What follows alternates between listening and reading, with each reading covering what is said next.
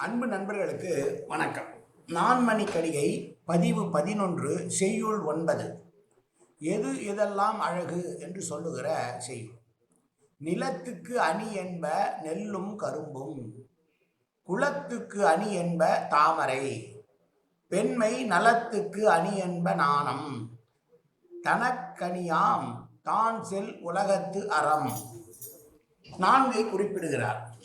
இந்த உலகத்திற்கு அழகு, இந்த நிலத்திற்கு அழகு எது என்றால், அதிலே முளைத்து வரக்கூடிய நெல் பயிர்களும் கரும்பு பயிர்களும். குளம் எப்படி அழகாக இருக்கிறது என்று எண்ண வேண்டும் என்றால், தாமரை மலர்கள் பூத்து குலுங்குகிற குளமாக இருந்தால் அழகாக இருக்கிறது. எனவே குளத்திற்கு அழகு சேர்ப்பது தாமரை. பெண்மைக்கு எது அழகு என்றால் வெட்கம். நாணம் என்றால் வெட்கப்படுதல். இயல்பாகவே பெண்கள் கொஞ்சம் கூச்ச சுபாவமாக இருப்பார்கள். அப்படி இருத்தல். நமக்கு தனிப்பட்ட ஒருவனுக்கு எது நன்மை என்றால், முக்தி அடைவதற்கான வழியை தேடுகிற, அதற்காக செய்யப்படுகிற அறம் என்று சொல்கிறார்.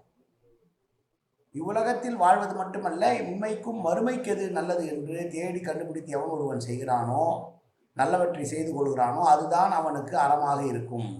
அதுதான் அவனுக்கு அழகும் கூட என்று சொல்லுகிற செய்யுள். நிலத்திற்கு கரும்பு அழகு, தாமரை. நிலத்திற்கு கரும்பும் நெல்லும் அழகு, குலத்திற்கு தாமரை அழகு, பெண்மைக்கு நாணம் அழகு, வீடு பெறுவதற்கு அழகு என்றால் அறமே அழகாகும் என்று சொன்ன செய்யுள். மீண்டும் ஒருமுறை செய்யுளை பார்ப்போம்.